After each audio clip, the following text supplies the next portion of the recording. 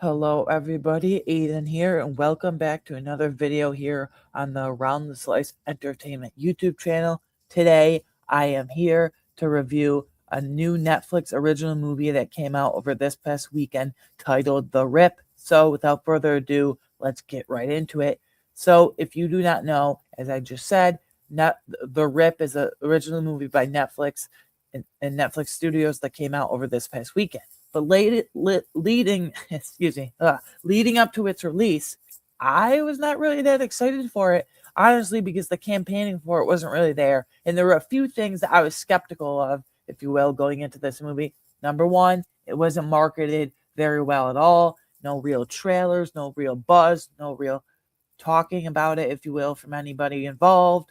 I just heard about it because I heard some other fellow content creators that I watch on YouTube and scrolling through Twitter and stuff talking about it. So that's how it became on my radar. And number two, most importantly, why I was doubting this, well, it's twofold. Number one, it's a January movie, whether it's released on theaters or streaming. January and February is typically the months where movie studios just kind of dump movies on us. They don't expect to do very well at the box office if it's in theaters, or very well received, if you will, if it's on streaming. And then number two, going along with that, it's a Netflix movie, which they have a very iffy track record. And Netflix is, trust me, people do not have trust in Netflix right now with the whole WB thing, the Warner Bros. Acquisition, all that shit. So yeah.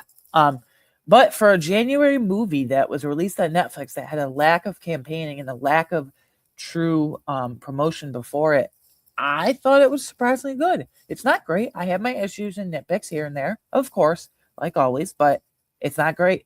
I was surprised, and I could definitely see this be, when we get to the end of the year list and stuff.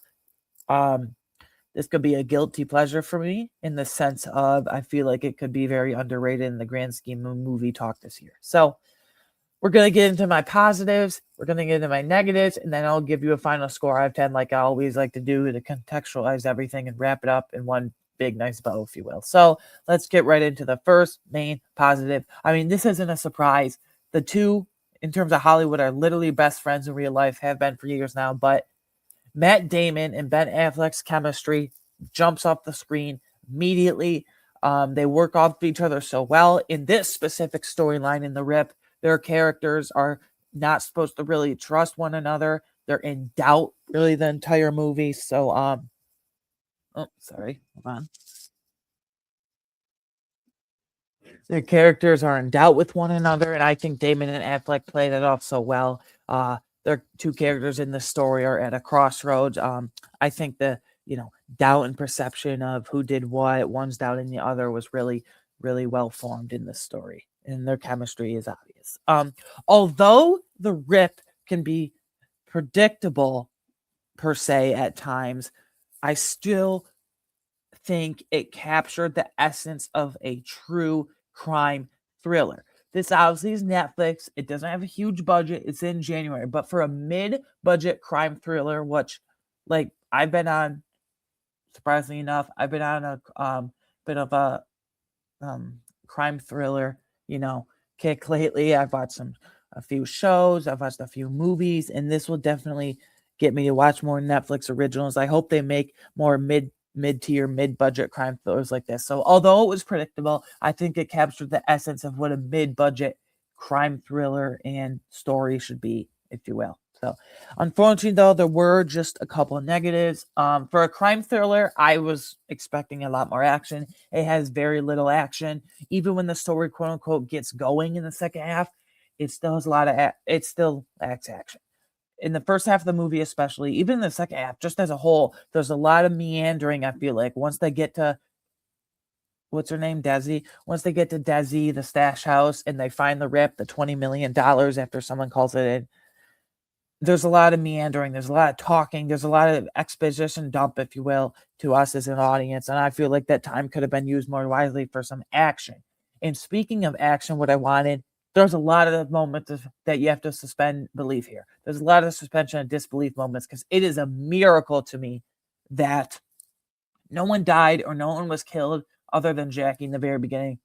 That sets this whole doubt between our two main leads in motion.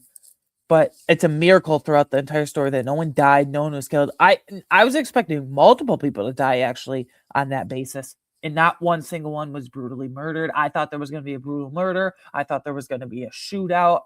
There were really none of that. So I wanted more action scenes, and then those action scenes lead into I thought someone would be killed. That's where the unrealistic part comes in for me. There's no way in real life all this would happen without someone biting the bullet, literally and figuratively. So yeah. Anyways, as far as like mid-tier crime action, well, not action, it lacked action, crime mid-tier, mid-budget, if you will, crime thrillers go in the month of January on Netflix. I know that has a stigma around it. As I mentioned with Netflix in January and February movies per se, but I enjoyed it. Final score, I'm gonna give this an 8.25 out of 10. Again, I think in terms of movie talk and moviegoers as a whole, this is gonna be a pretty underrated movie by the end of the year. So 8.25 out of 10 for me. I just wish, although it did capture the essence of a crime thriller for some predictability moments, it's a bit unrealistic in certain parts, and I wish that it wasn't as exposition heavy in the first half or so. So yeah, 8.25 out of 10. Those are my positives, negatives, and final score. Once again, I'll reiterate 8.25 out of 10. Anyways, let me know down in the comments below. I'd love to hear from you. What did you think of The Rip? Are you going to be checking out more Netflix originals in the month of January or February, if any more release that capture your eye or you're interested in per se? Let me know all that down in the comments below. Give me your scores, or what movies or shows have you been checking out recently? I'd love to hear it on this channel. We have a lot of fun and exciting content coming out over the next few days for the rest of this week specifically. But as always, current programming, weekly, regular scheduled programming. We have every Sunday night going forward. We have Night of the Seven Kingdoms. And then every Thursday night going forward, we have The Pit. I'm really enjoying The Pit. You know, The Seven Kingdoms, you can see my review, not so much. But yeah, please like and subscribe as always. Please. Oh, sorry. Backtrack a little. You can follow me on Twitter /X at AWangner13 for instant reactions to movie news, shows, whatever you want to do there at AWangner13. You can please like and subscribe. Please share and like this. Please share this video and channel with anyone and everyone you know. Thank you for the support as always. I highly recommend The Rip on Netflix that came out over the weekend, and I will see you on the next one. Bye.